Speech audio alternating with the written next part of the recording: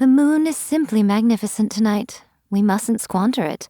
Come, join me for a moonlight stroll.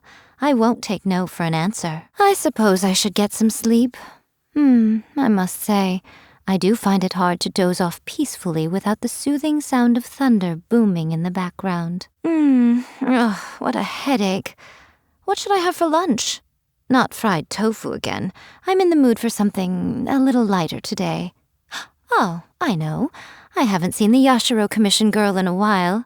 Let's get her to make us a little something. Eternity means never having to let go of what you already have. But on the other hand, it also means giving up on all other possibilities. That's just the way of the world. No one can have everything. Humans are just fascinating creatures. That's why I'm so fond of them. They live such short lives, but for the time they're around, they shine as bright as the midday sun. There are some whose light never grows dim, even over great stretches of time. These are the lives that make for real page-turners. You're saying you like how I wear my vision? You certainly have an eye for a priceless treasure. Well then, I bet you'd like to pet it. Heat oil on a medium-high flame in a pot. Add the tofu and reduce the heat to a low flame. Cook until golden brown, take it out, then serve piping hot. There you have it, fried tofu. There's nothing more delicious in this world.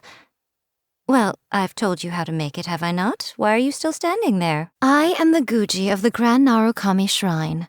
The purpose of my visit is to monitor your every move, for such is the order of the shrine. Oh, come on, don't be so nervous. It's only officialese, for goodness sake. I couldn't just go gallivanting around for no reason at all, could I? Now, come on, do something amusing for me. Oh, you'd like to know more about me? I'm willing to tell, but what will I gain in exchange, It has to be a fair trade. So you tell me all about you, and I'll tell you all about me. Deal? Kitsune Saigu said that she was going off on a long trip, and she's never been back since. At the time, I wasn't the least bit inclined to take on the burden of managing the Grand Narukami Shrine. So she told me that as Guji, I would be able to eat all the fried tofu I desired. As if that would be a convincing reason. That woman spoke so much nonsense, honestly. She could be so insufferable. I decided to found Yae Publishing House simply because I wished to read more interesting light novels, that's all. But it turns out that seeing frazzled authors scraping the bottom of the barrel in a desperate attempt to get their novels finished is where the real amusement comes from. You wouldn't believe some of the excuses they come up with when they're trying to get a deadline extension. Oh, so much more creative than the novels themselves. Though I'm an avid reader of novels written by others, I've yet to pick up the pen myself. Writing a novel is quite an undertaking after all. But if there comes a day when you reach the end of your adventure and want somebody to record it, and if I happen to have the time when that day comes, we'll see. So today is your birthday. Ahem. On your ceremonious reckoning of years, I task my kin with seeing to it that that which you seek you shall surely find, and that that for which your heart longs you shall surely receive. Remain pure of heart and true of spirit, and their protection shall be bestowed on you. There you go. May all go well in your year ahead, and may all your wishes be fulfilled. Are we done? Anything that has been pickled is firmly off limits for me. I don't care whether it's Medaka or Kiviak. What sort of person can stand that vile stench? I, for one, am Guji of the Grand Narukami Shrine, and I refuse to defile myself by ingesting such pungent things. Have you ever heard of a dish called kitsune udon? It's quite simple, really. Just fried tofu served on top of udon noodles. What do you think? Noodles and fried tofu, that's all. Doesn't it sound heavenly? Though I occasionally get a little weary of the sight of it, I can't exactly avoid seeing it at the Grand Narukami Shrine after all. My fate is intimately intertwined with the sacred sakura. My favorite pastime is reading other people's stories. My second favorite is watching other people squirm. If I could find a way to combine the two... Oh, that would be entertainment in its purest form. When training to become a shrine maiden, the title of Chokai is granted once one has completed their requisite studies and can correctly chant for ceremonies. This might be very straightforward for humans, but it's the most difficult step for the kitsune. We are only foxes, after all. The training required to become a Guji's assistant, or seikai, is arduous indeed. You must observe a myriad of harsh restrictions. There is only one way to make it through. Snack at night, and make sure you don't get caught. Attaining the rank of Meikai requires one to decipher the workings of the world, transcend its limitations, and fathom all phenomena within. Usually, any who reach this level are granted a vision and a lifespan far beyond that of the average kitsune. Throughout history, only the Guji of the Grand Narukami Shrine has ever held the rank of Jokai. It is an honorary title, not related to the capabilities of the holder. But of course, if I were to declare myself the most powerful Jokai in history, I don't see why there'd be anything wrong with that. I'm very fond indeed of the Yashiro Commission girl. She adroitly handles every matter that comes before her. Unfortunately, it's often thankless work. Pity. Were she not a member of the Kamisato clan, I would have long since snatched her up for the Yae publishing house. The Yashiro rascal. He's always been an unpredictable one, even as a child. Don't be taken in by his warm smile. There's no knowing what devious scheme might be brewing inside his head. It's really quite maddening. What do you mean, sly as a fox? If you're trying to insinuate that he and I are anything alike, you are sorely mistaken. Now that you mention it, it's been a while since I last saw Ganyu. Before the Sakoku decree came into effect, the two of us would often meet to discuss bilateral relations between our two nations. I always found her quite reliable. The next time you go to Liyue, take her some more fresh sea Ganoderma for me. He certainly has a beautiful tail. Although, mine's a little softer. Ah, the oddball Oni. I hear that he's been quite a pain for the Kujo clan. The Tenryo Commission wanted to remove his messages on the bulletin board, claiming that they were harmful to public order. I made quite sure they stayed put. He's an entertaining character. You don't often see Oni like him in this day and age. These divine priestesses seem to be getting cuter every generation. I wonder how she looks performing the dance of divine peace. Perhaps even little schools of fish swish around her while she spins. If she's ever looking for a more experienced head shrine maiden to learn from, I'd be quite happy to share a few tips with her. As long as she asked me nicely, of course. Not the sharpest Tengu in the forest. She certainly didn't inherit the brilliant mind of Daddy Tengu, that's for sure. How shall I put this? I suppose being blunt and dispensing with tact has its own advantages. But I do hope that the next time she visits the shrine, she keeps to herself. I've got better things to do than answer her incessant questions about A. I've heard a lot about Miyuki's little sister. Quite the character, I'm told. Although she comes from a family of shrine maidens, she's gone her own way in life, tried her hand at many different trades, studied abroad in Liyue, even ended up joining the Arataki gang. Fascinating girl. Maybe I should have Miyuki introduce me. Yes, that'll work. Miyuki wouldn't dream of refusing my request. I thought it was a disaster waiting to happen at the time, but she insisted that she wasn't going to lift a finger against the object of her own creation. Had I known how things would unfold, I would have simply disposed of it without her knowing. What about now? Well, we're no longer waiting for the disaster to happen, are we? Locking herself away in the plain of Euthymia when she clearly wants to be out. It's just willful self-torture, really. On the other hand, it's also rather stubborn but cute, don't you think? Ah, yes, the little ninja child. If there's one thing she can do, it's stay hidden. Kano Nana constantly complains to me about it. Apparently, she now spends so much of her time searching for Sayu that she barely has any time to read anymore. If you ask me, I'd say that Sayu has a secret ally who is helping her hide all the time. Naganohara fireworks are well worth the wait every year. Word is that she caused quite an uproar among the Tenryo Commission recently by setting off fireworks all over the place. I'm sure the members of the Kujo clan must have turned purple with rage. A pity I couldn't be there to see it for myself. If this rain keeps up, my fur will be dripping wet. I always see these non-sentient kitsune pouncing headfirst into the snow, scavenging for food. You'd like to see me do that?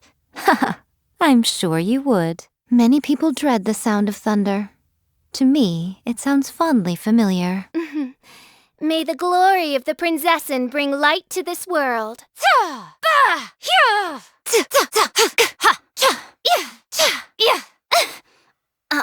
What a nuisance. Dear me. Is that all? Right here, right now. Emerge. Come on out. Show them. I'm always watching. Nothing lasts forever. A sight to behold. Well, what do we have here? Don't tell me that's everything. Go on. Open it up. Show me what's inside.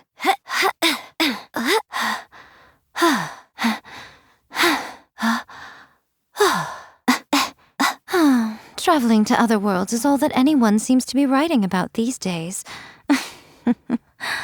Goodness knows what they find so disappointing about their own world. Most humans could have the entirety of their fleeting lives chronicled in but a few short lines. Their stories really make for terribly dull reading. Personally, I think the idea of things staying the same forever is quite beautiful. But alas, that is simply not the way the world works. The fun is over. What a dreadful ending. So much for eternity. That's quite enough. No more games. Now you've got my attention. A stroll here will certainly serve as inspiration for my writing. Oh? I didn't expect to find my favorite hot springs here.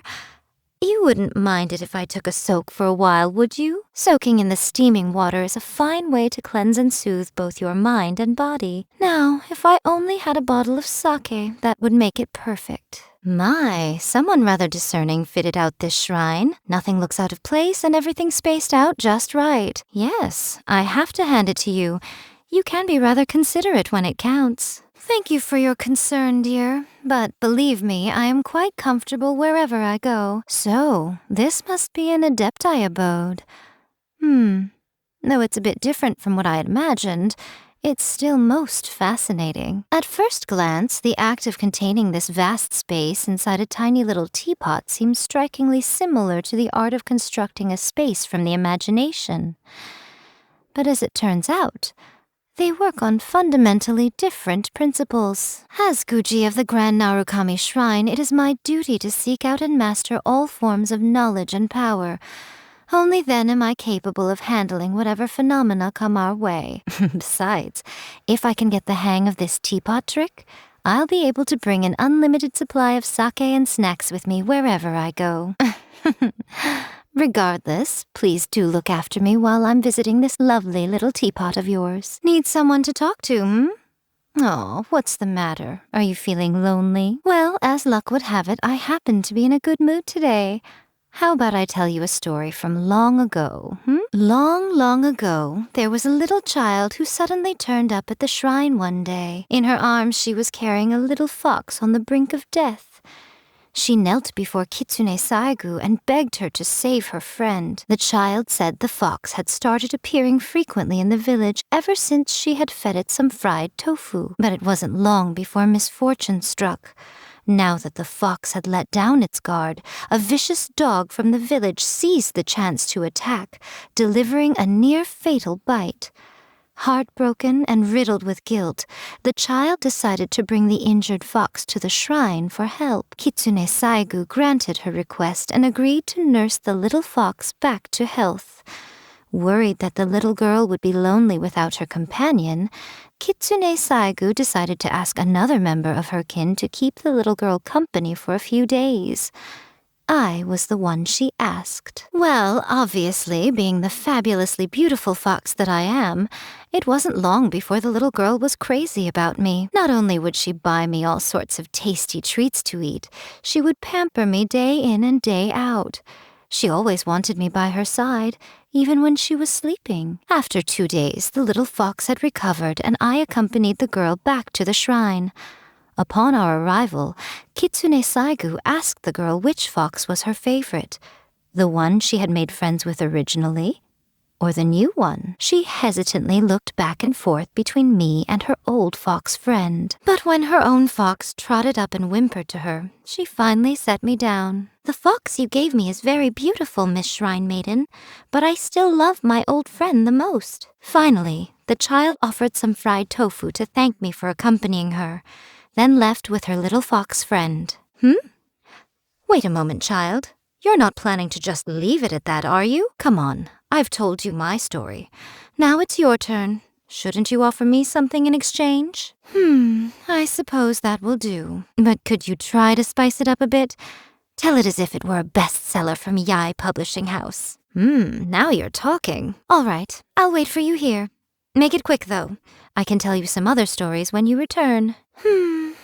No, not the answer you were expecting to hear, Oh, the look of stunned surprise on your face. I think it might be my favorite. No, actually I wasn't. Or, to put it another way, seeing your reaction was exactly what I wanted to do. Observing humans' reactions and reading about their lives are what interest me most in this world. In principle, I should remain an outside observer. But you are far too much fun for that. I can't help but tease you from time to time. But of course, if you liken human lives to light novels, everyone has its highlights, but also inevitably has many aspects that are similar to all the others. As an observer, I get to see the similarities all the time, which naturally leaves me desiring to see something more unique. Your story is one that has captivated me. I really do have high hopes for you. Please do your best to live up to them, child. Don't you worry. You still have a long journey ahead of you. Your story has only just begun. Besides, you'll always have me as your trusty editor, won't you? Whenever you start going off on a misguided tangent, I'll correct you. And if you're ever stuck in a rut, I'll give you a little nudge towards the next chapter. That should certainly help you on your journey. Don't you agree? Oh, well, hello. What brings you to see me today? If there's anything weighing on your mind, you can always talk to me. I'm always happy to listen to other people's problems. Who knows? I might even try to help you come up with a solution. Good morning. My, by the looks of you, you must have had a very pleasant dream last night. Bright-eyed and bushy-tailed, with fortune swinging your way, no doubt. You should follow your heart today, and fate might just reward you for it. All right, off to bed now. Youngsters like you should keep early hours. What about me? Oh, I'm staying up to have a drink or two, maybe read a couple of interesting light novels. You weren't seriously thinking of joining me for the whole night, were you? Traveling to other worlds is all that anyone seems to be writing about these days.